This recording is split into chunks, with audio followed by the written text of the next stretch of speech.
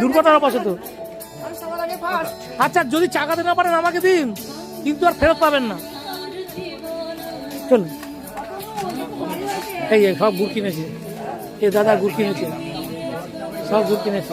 এখানে গুড় সব বিক্রি হচ্ছে, এখানে হাঁড়িতে গুড় বিক্রি হচ্ছে, এইখানে ঝোলা গুড় টাইপের বিক্রি হচ্ছে খেজুরের, এখানে পাটালি বিক্রি হচ্ছে।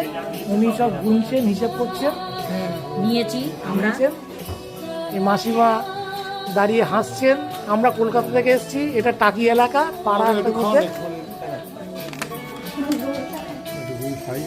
আবার 1 বছর পরে যদি আসি।